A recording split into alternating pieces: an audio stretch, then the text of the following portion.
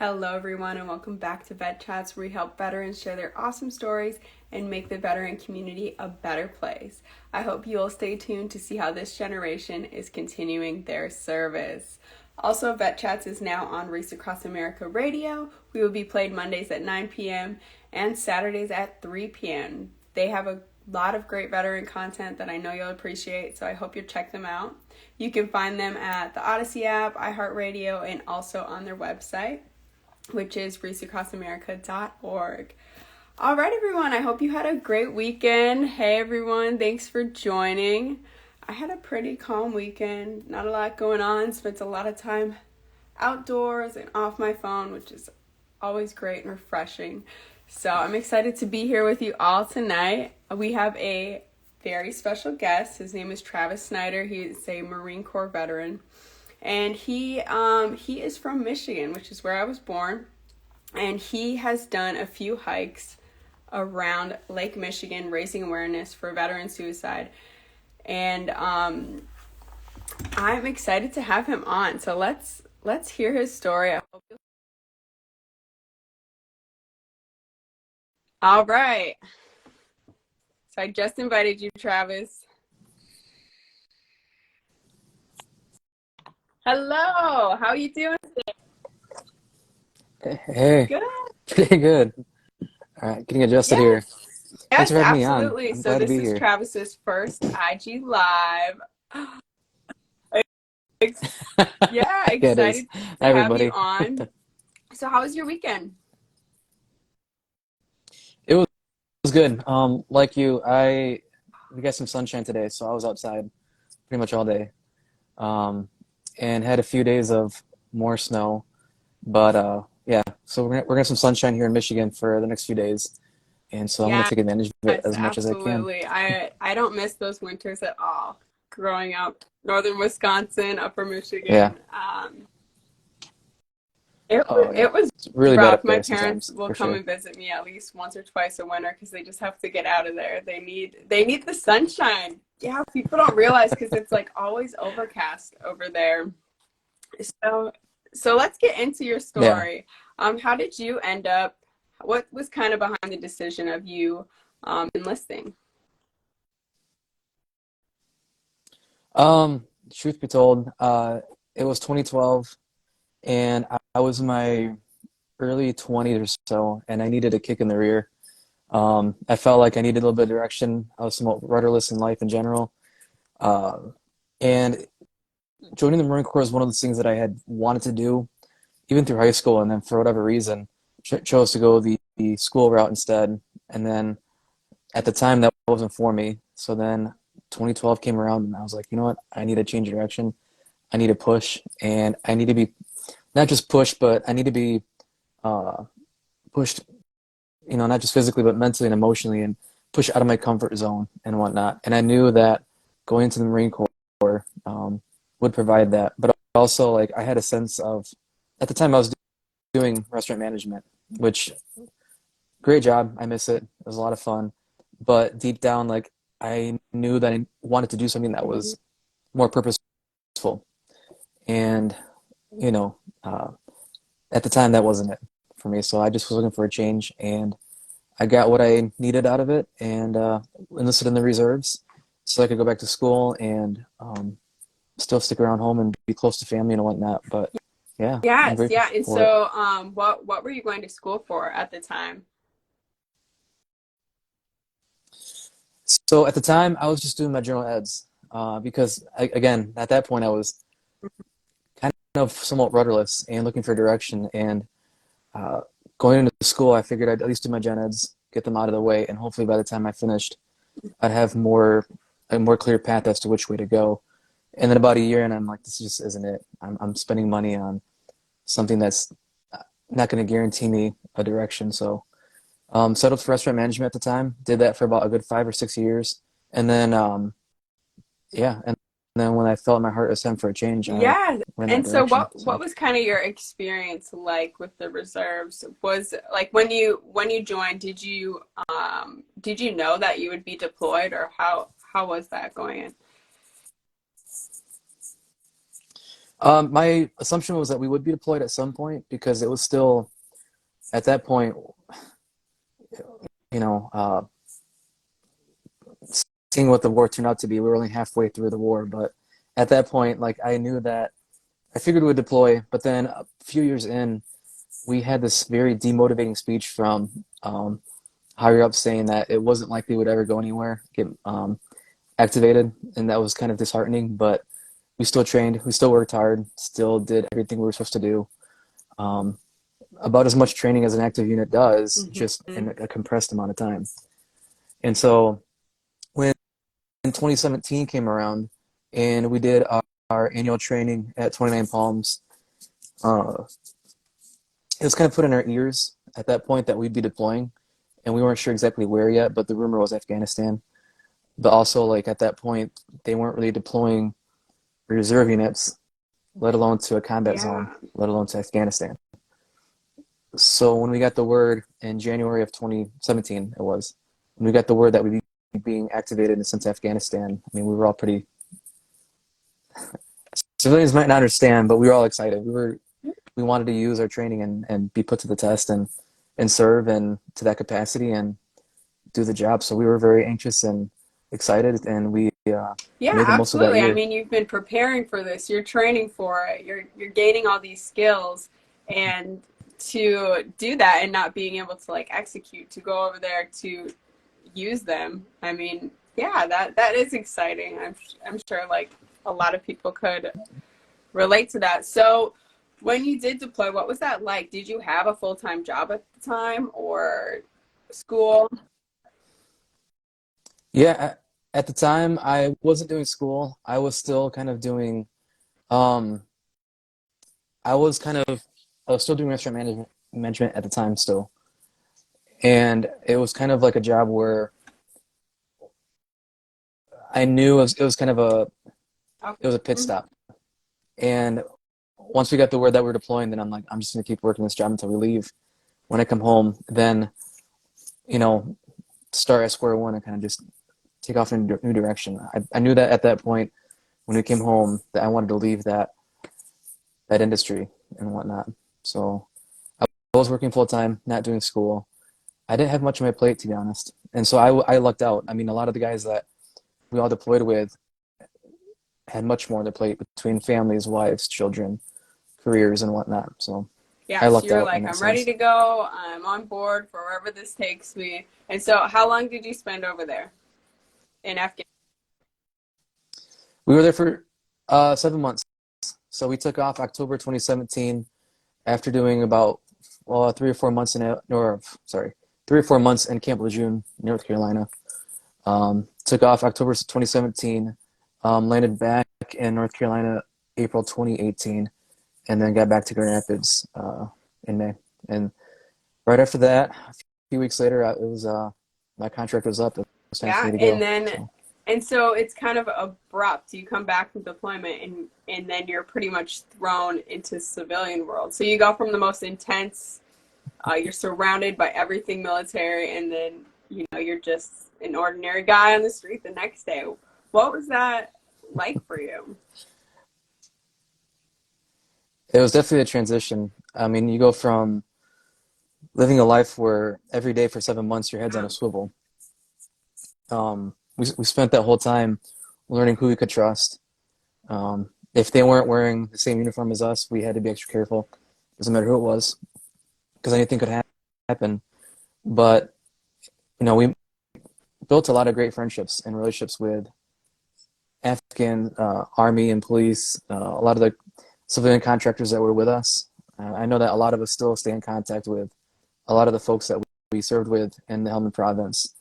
Our fob was when we got there maybe like 200 meters by 200 meters, just a small little square in what used to Wow. be Camp Leatherneck. And so, so we get pretty close in that time, and you learn about everybody and their families, and how they got to that point in time. So, uh, uh, yeah, the transition back in the civilian world was definitely different. I remember the first time I was in a crowded place. I was in a pub somewhere here in Holland, and Granted, everybody was having a great time. It was loud. It was crazy. There was a live band. Everybody was doing their thing. And for the first time ever, I had to leave because I was overwhelmed. And that didn't happen to me ever. I can hang in a quiet spot, loud spot. I'm very much like I can adapt to whatever situation I'm in. But in that instance, that was my first experience coming home where I was like, oh, I'm Mm-hmm. not sure what this feeling is. I'm not used to this.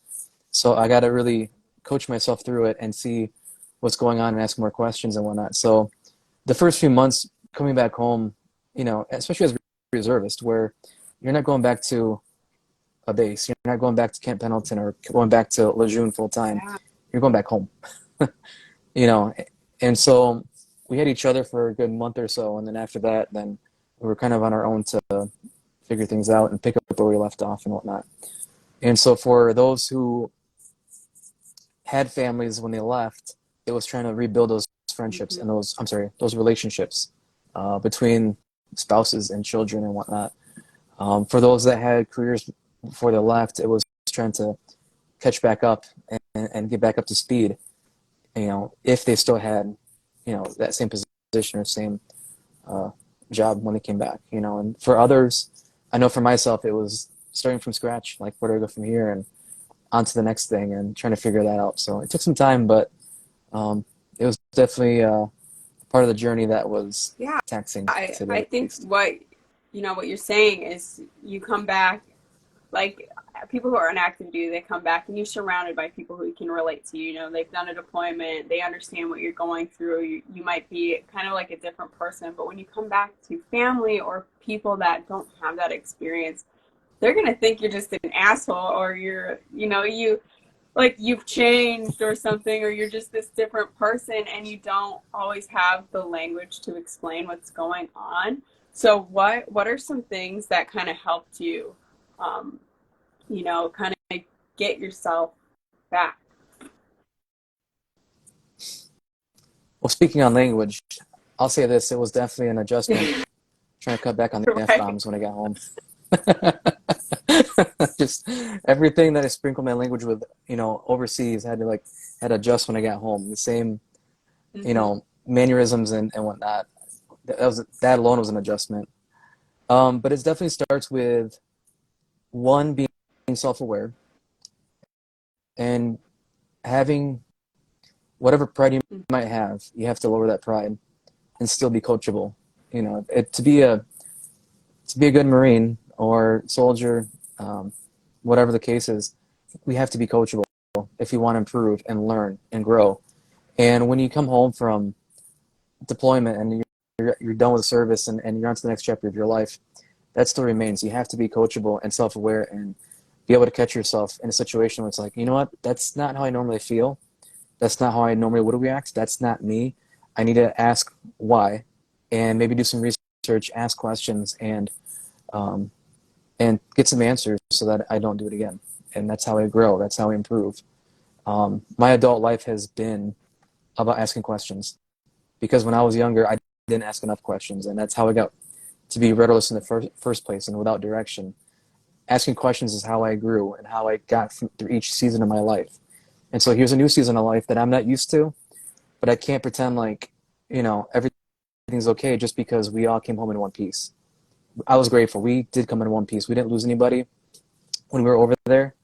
Um, it wasn't the same war that was being fought 10, 15 years prior to that, but it still was a job that came with uh, its challenges and whatnot. And so we can't be too proud to say, well, I'm still alive, so I guess I'm fine. We have to be able to say, no, there's other underlying conditions that need to be addressed so that I can continue to grow and be a functioning member of society and be a contributor to Yes, society. absolutely. And that's a great point you brought up, that pride, because you feel that sense of pride. You went over there, you served your country, you're coming home, you just feel kind of like I can take on anything. But but you're right. You need to really check yourself and ask those questions when you're feeling like you did at the bar. You felt overwhelmed. Why am I feeling this? You need to question yourself. So that's a great point. And also, kind of what we talked about before I want to get into is how your body will tell you before your mind does on why you're feeling a certain way. For sure. Part of that adjustment was not just mentally and emotionally, but physically. You're coming back home to a different diet, and my body definitely did not. It definitely had a reaction to it, and I had to go to the hospital and get that figured out. And it was minor. It wasn't anything crazy, but it was a reminder that I'm. It's a different life now. I have to do my best to you know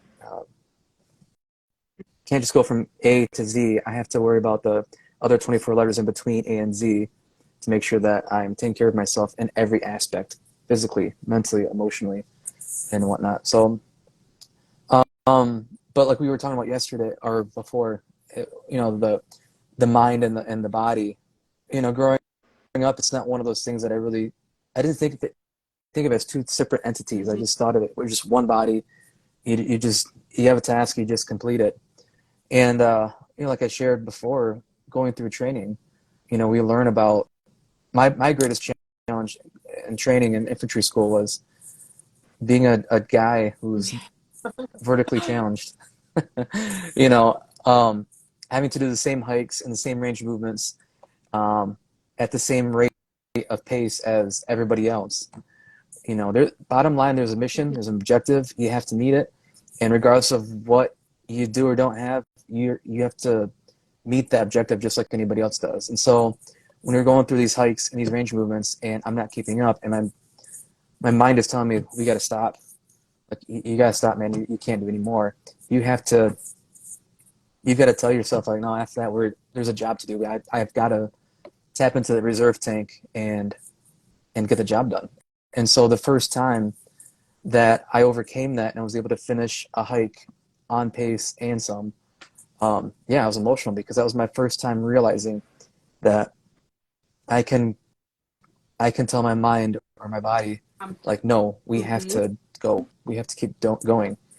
And so when you come back home from deployment and your time in service, it still applies. We still have to be mindful of that, and sometimes the two things aren't in sync, and we have to figure out a way to tell ourselves, like, okay, that's not right. What's the right choice here, for my body or for my mind, and Yeah, whatnot. So I never like I yeah. thought about it before, like building that trust with yourself, but it makes so much sense because we're kind of tricking our Mm-hmm. minds the whole time. We're telling our minds, okay, be quiet, or telling our bodies, okay, be quiet, even when they're screaming. We got to put the mission first, and so it's like sending those Mm-hmm. mixed signals. And then when you come home and you are able to trust your mind, and your mind's telling you, hey, something's wrong, you're just kind of telling it no. Or if your body's saying something's wrong, it's like, no, we got to keep pushing on. But really, you need to take that pause and get help. Yeah, definitely. It's like driving a vehicle and running on E, and then realizing, oh my goodness, I have a Mm-hmm. reserve tank. There's more in there, and it's a similar feeling. And so when you overcome that and you work through that, it's definitely a Yes, liberating yes, it feeling. is. But you don't want to live in that space, right? You don't want to always be using that. Right? Oh no, no, absolutely not. No, you don't always want to be running Yes, on E. yes, definitely. So, speaking of kind of like going in a direction and then finding out it's totally, not what you thought it was, how did that kind of lead you to your hikes? Yeah, for sure. So then that first year after the deployment, I went a certain route. I moved up to northern Michigan to try something different. To say the long story short, things didn't work out the way I hoped. And I think by that point in time, when things don't work out as expected, I've learned as an adult how to just I'm not always good at this, but have some grace for myself, a little bit of patience, and say, okay, God, the universe, whatever it may be, there's a plan. It's gonna be okay. Everything's gonna be all right. You know, panicking and worrying is not gonna help the situation. Um, I have to remain calm. And so when I found myself back at square one a year later, it was a matter of just sitting down and writing out, okay, what do I want to do? What are my options? And how do I come up with a plan to move forward? I was going to move back to Holland, here in Michigan, where I'm from.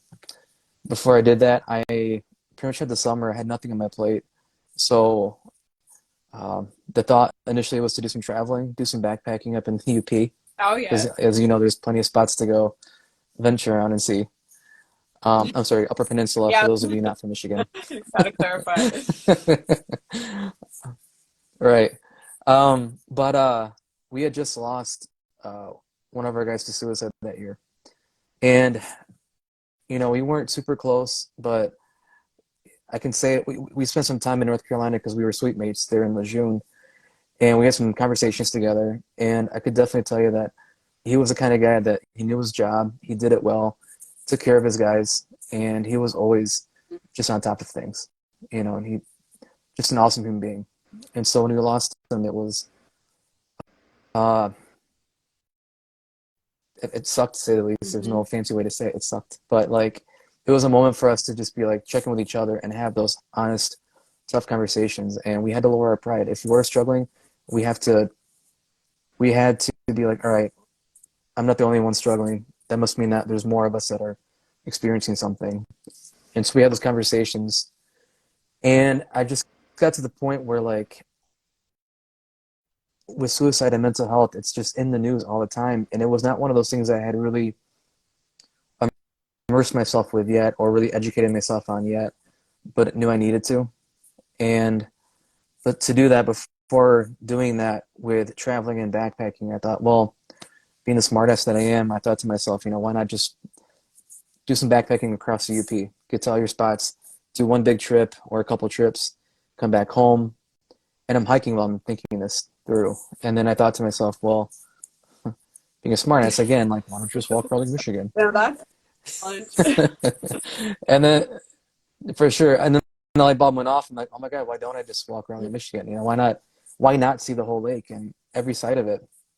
And so, kind of got excited. I went back home, got on Google Maps on my desktop, and just started like loosely plotting out ideas and whatnot.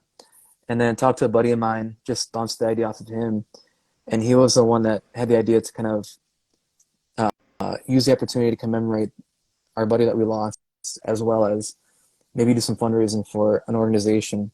And at the time, Mission 22 was very prominent, and in the community, the military family, Mhm. in terms of they just had a presence, and they're always there fundraising, doing events. Looked more into what they had to offer, our veteran brothers and sisters. And it's anything from trying to find therapy and counseling sessions, um, the more practical things, to setting up events and opportunities for veterans to just come together and build community, because that community goes a long way. And you ask any group of veterans, no matter what their job was, male or female, what their background is, where they came from, you ask them what they miss the most about their time in service, and it's going to be The camaraderie, people, the friendships. And so it absolutely, it's not the politics, and it's not, Yeah, the working parties, definitely. you know, and it's definitely not, all the online classes we had to do. It's Yeah. the camaraderie, you know. So it made me realize that that's the biggest tool that we have when it comes to fighting mental health and suicide. Uh, Shoot, even in the civilian world, veteran or civilian, camaraderie and community is the biggest tool that we have when it comes to fighting this epidemic. So then that summer, I sold my Jeep, threw the cash in the bank, didn't tell too many people what I was doing. I moved all my stuff back to Holland, where I was going to move afterwards anyway, or move back to afterwards. And then I had told a few people what I was doing, obviously close family, my parents, so they didn't think I That's nice disappeared. of you. And I took off. I did take off, but then it kind of just snowballed between word of mouth, local media, and social media. It kind of just snowballed because it's one of those things that so many people can relate to. And I gave myself the freedom to take as long as I needed to do the trip. Uh, Loosely plotted out around the lake which towns I could stay in. I had all my gear in my back. I was going to camp out every night. And then again, between social media and word of mouth and everything, I had people reaching out every day for 42 straight days saying, We've got somewhere for you to stay here. We've got somewhere for you here. We've got a friend there. Can we get your hotel here? And even now, this will be my 5th year doing a walk, and I have yet to have an encounter that I regret. And to put it nicely, I've met some wonderful people, and I stay in touch with all of them still. It's great to hear from all of them once in a while, or we have social media now, so it makes it easier.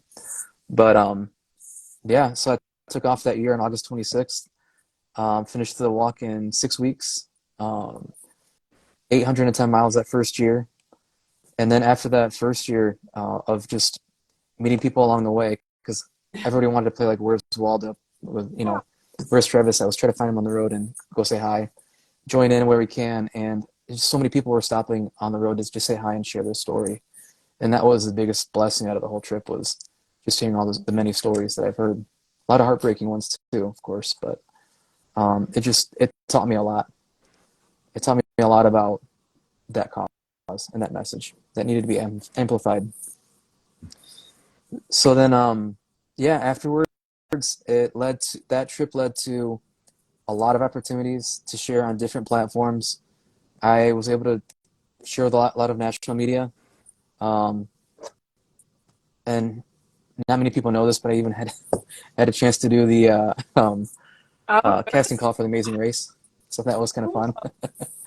but I say that because I say that because, again, it taught me that this is a problem that is not just nationwide, it's worldwide.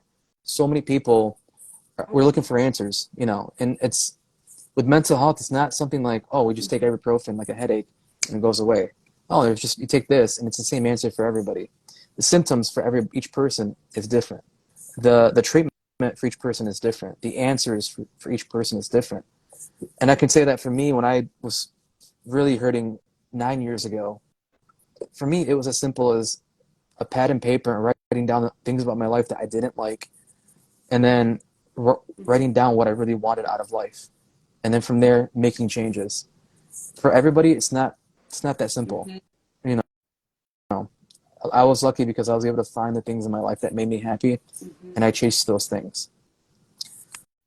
So after that first walk, I was able to keep doing some shorter walks for the same cause, to keep fundraising, keep amplifying that message. And then I did my second lap around the lake last year, 900 miles in 2 months, for Mission 22 again. And then I'll be doing my 5th walk this summer. After I get back from California, I'll be doing a 3-week walk from here to here. Showing the mitten. I like state. That. Yeah, I should have used this one because it's to mirror it, but right. But I'll be doing my 5th walk this year for the same cause, same mission, and then maybe I'll do Texas next. Wow, that would be a long from top to bottom. Look at the comments. It'd be a long one.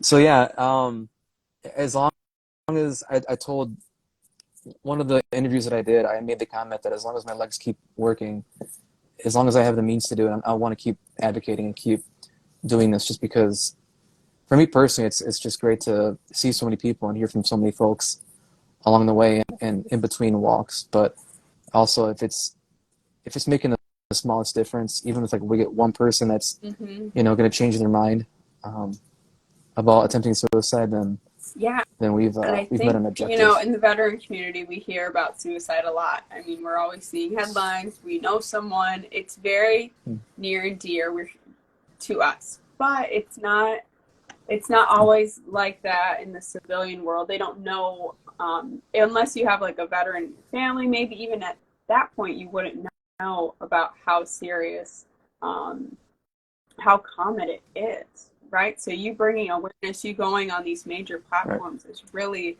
just echoing that voice, that mission to so many people. For sure.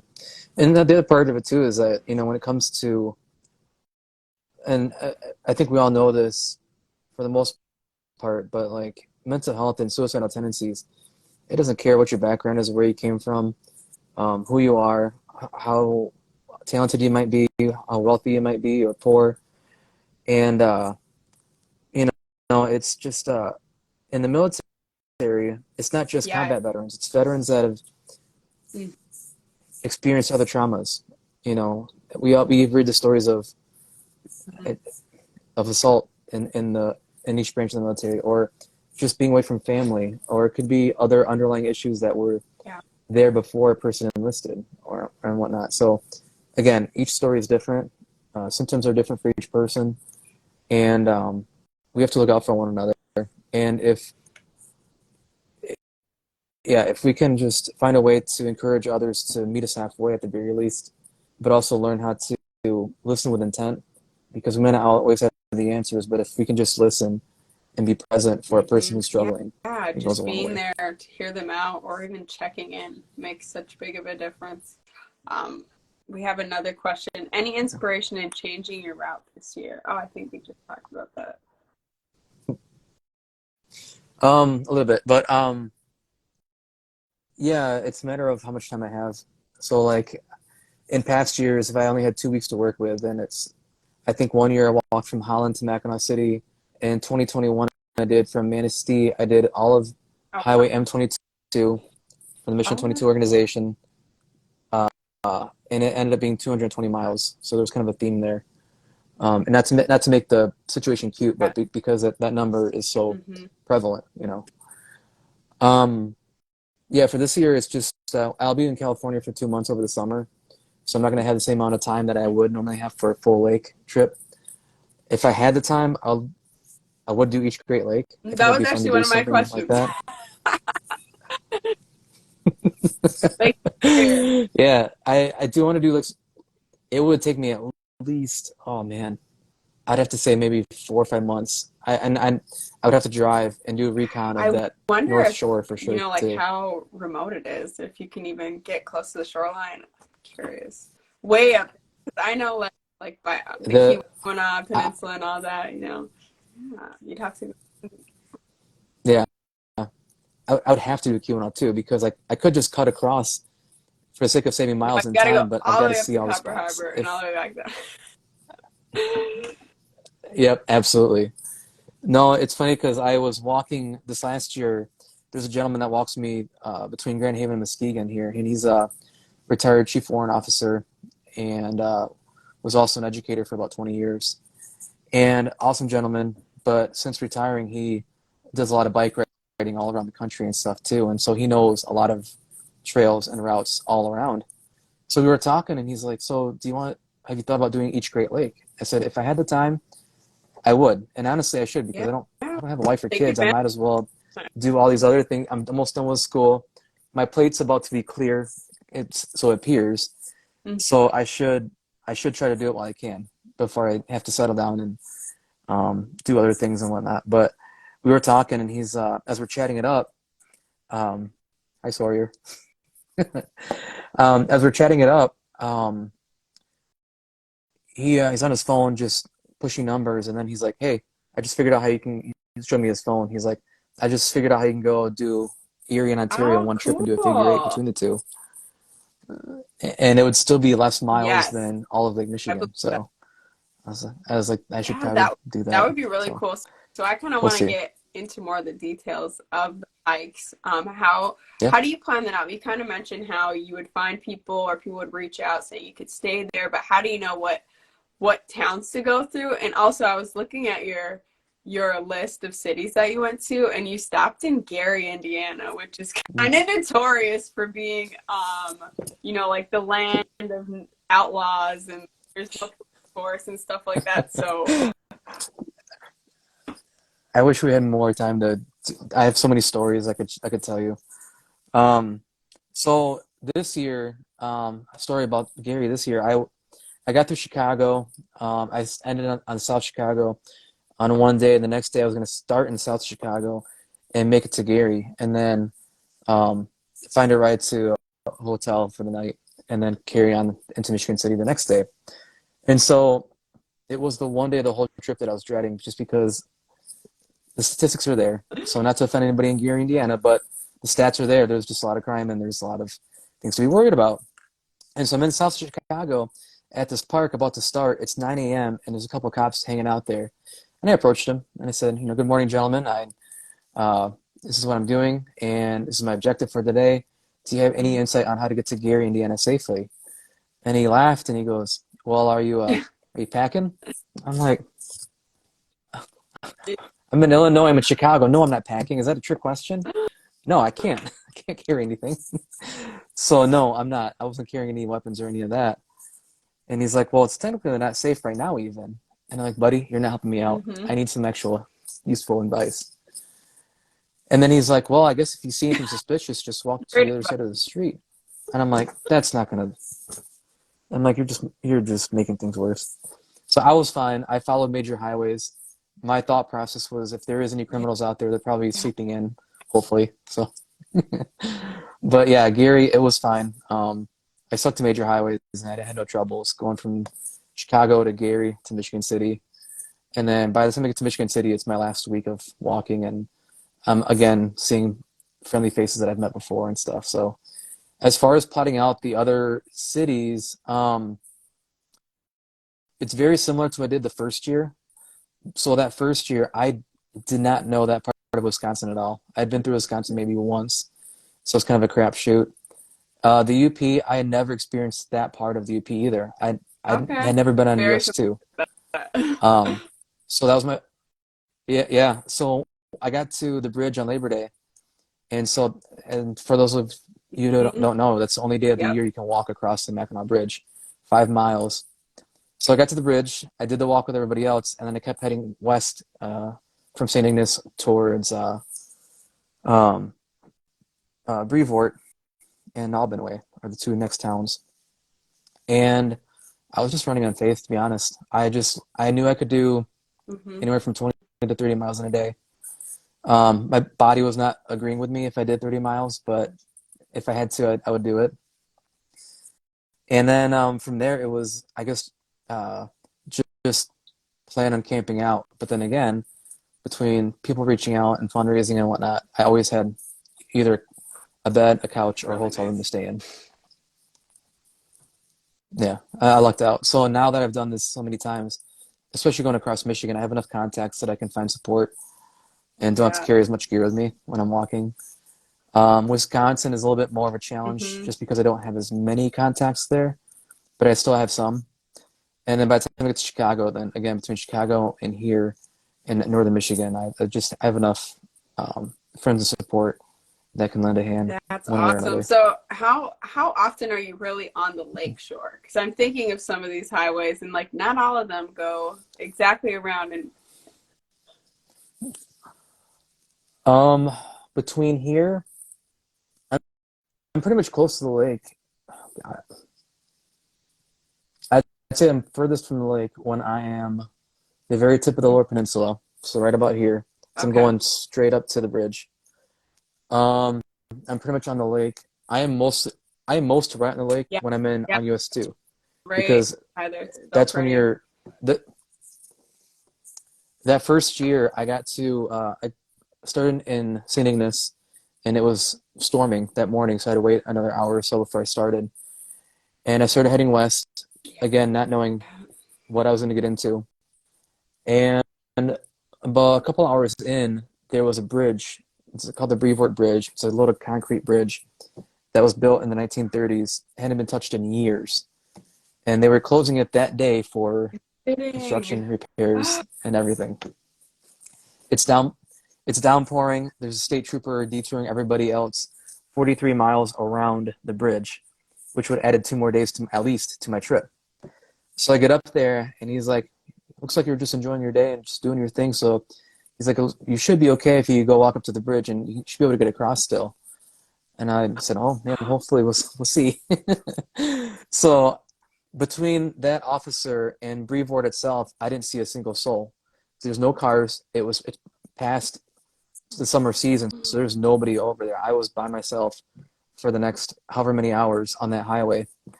Sure enough, to get to the bridge, it's still in one piece, so I was able to walk across. But then right after that, the highway is right on Mhm. the beach. So there's highway, sand Yes, and rocks, I and know what Lake you're talking Michigan. about. Yeah. So that day, the weather was bad enough that, and the wind, that waves are crashing onto, not just onto the road, but over me as I'm walking on the side of the road.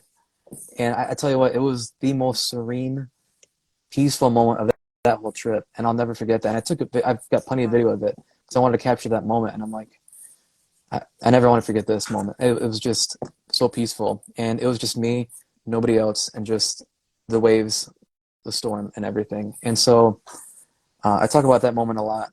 And then after that, Hmm. it's kind of hit and miss with how close I am to the water.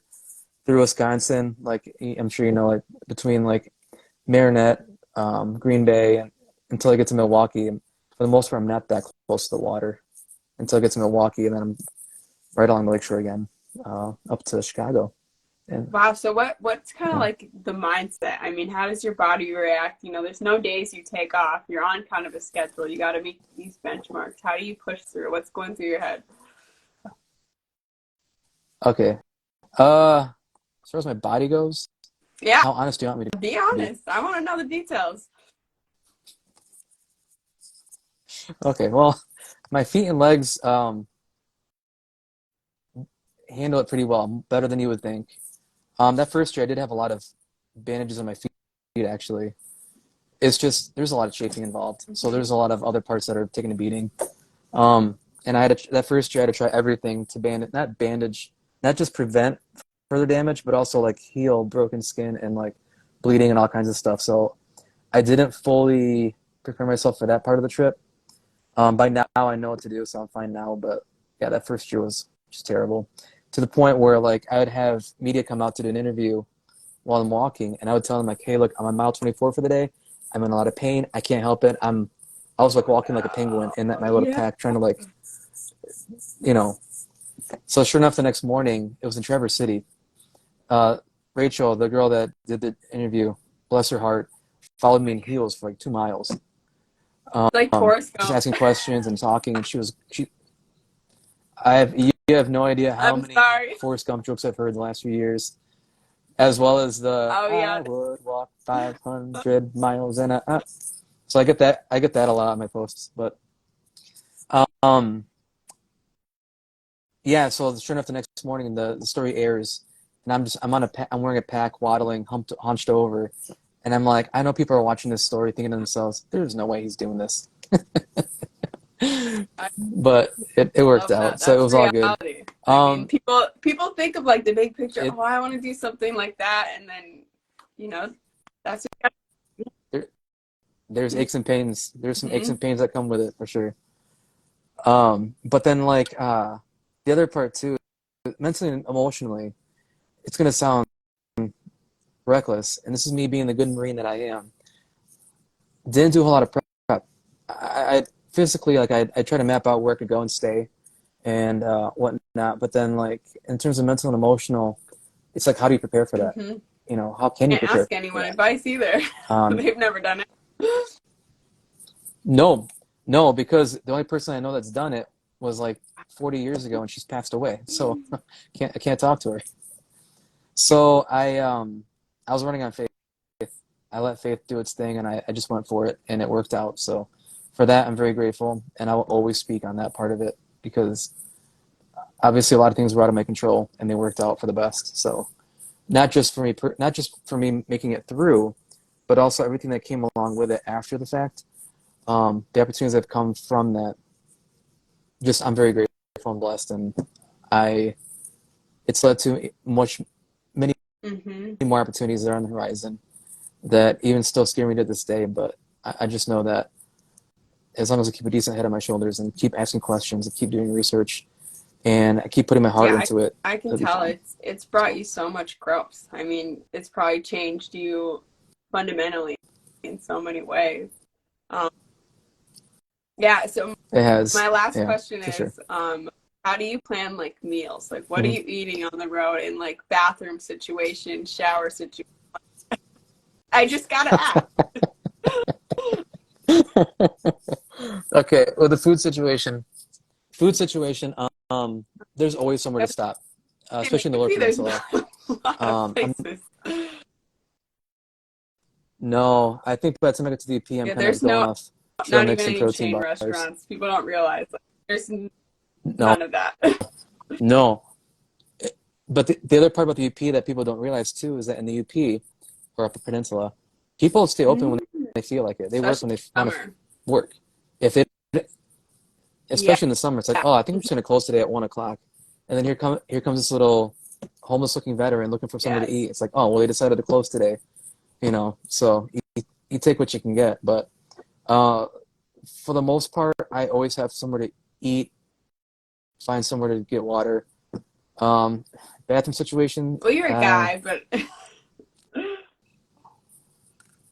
there's been situations that have been less than pleasant that I've had to adapt and overcome, and just especially M20 Highway M22 in Leelanau County. The For those who don't know, the pinky of the Lower Peninsula. Um, it's You can't find too many places open, and I haven't got to the point yet where I've felt okay with going to somebody's house and be like, hey, can I use your bathroom? I'm just yeah. walking for this reason, blah blah Go blah. in there and So then leave. yeah, But I mean, like you were taught to dig holes and all that, so I'm not carrying a poopy it's e-tool with me this your whole trip. nature. I'm not resorting to that. Yeah. So, anyways, yeah, for the most part, I've always got somewhere to eat and whatnot. And then, yeah, sleep wise, I think by now that I've done this 4 or 5 times, um, it's probably another reason why I should take on another Great Lake Yeah. because it'd be a new challenge. Find some new spots to eat and meet people. And Well, yeah, awesome. So, so I'll yeah. leave you. Is there anything else you'd like to share, or how can people support your mission, or maybe even advice if they'd want to do something like this? If they want to do something Yeah. like this Where themselves, like would go for you a tell them to walk. start? Um,